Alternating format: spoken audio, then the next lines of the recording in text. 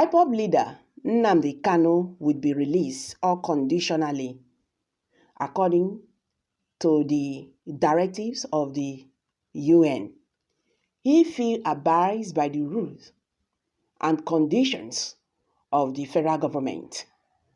AGF Malami give details of Mazi Nnamdi Kanu's release. Well, it's still the same thing we are saying. We know the rules and the conditions and what will be the rules and the conditions. You see, these people do not want to release him. All these things they are just doing, they are just trying to buy time. You get. They know that the rules and the conditions they want to give or they have given to Mazi Nnamdi Kanu is not going to accept it. Nnamdi Kanu will not accept it. He will not accept to negotiate Biafra agitation for his freedom. This is what they should understand, and they know it.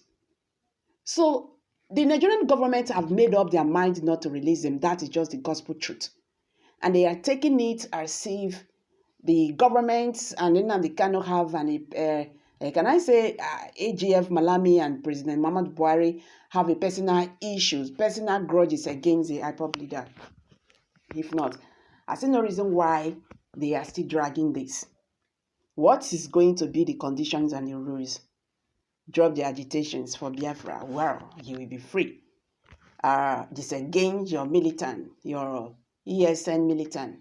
That is the Eastern Security Network. Then you will be free.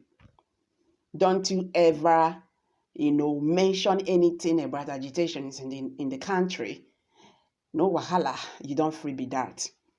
But they don't forget, say they know they do things like this. You don't use force to make peace.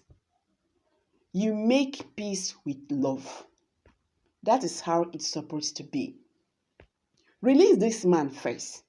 Then there should be a roundtable discussion. You people will talk and negotiate.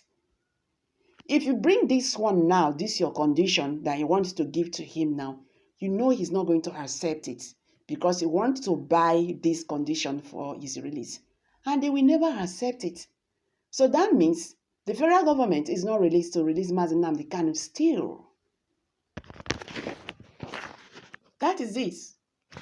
But it's really sad because these are the same people who negotiate with bandits and Boko Haram who have caused so much harm to the country.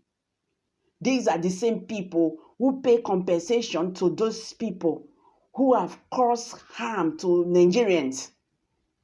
But you cannot easily do this.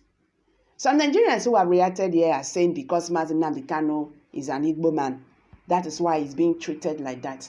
But if I may ask why, what is the offense of an Igbo man? Which crime they commit? If you be Igbo man, so you don't commit crime because you came from the Southeast region. And these are one of the reasons why these people are agitating for their freedom.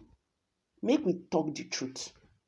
We cannot stop agitations if we don't get things right.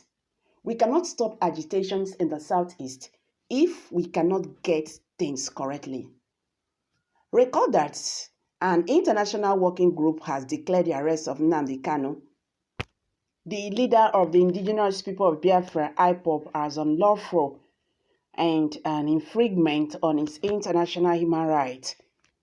The Working Group on Arbitrary Detention under the United Nations Commission on Human Rights disclosed this in a statement published on its website. The group comprises scholars and experts who specialize in human rights issues and related laws. Kanu is facing terrorism charges in Nigeria before Justice Binta Nyako of the Federal High Court in Abuja. He has been in the custody of the Department of State Services (DSS) since mid-2021. The IPOB leader was detained after he was adopted in Kenya and repatriated in June 2021. He was arrested or adopted over his agitation for Biafra and, by extension, Nigerians' breakup. The statement by the working group said The working group is mindful that Article 9(2) of the Covenant requires that anyone who is arrested is not only informed of the reasons for the arrest, but also promptly informed of any charges against them, as explained by the Human Rights Committee in its general comment, number 35. The obligation stipulated in Article 9(2) has two elements.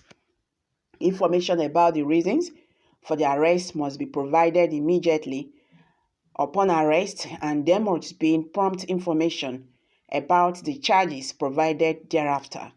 Failure to do so violate Article 9 of the Universal Declaration of Human Rights, Article 9 of the Covenant, and Principle of 10 of the Body of Principles, and renders the person's arrest devoid of any legal base.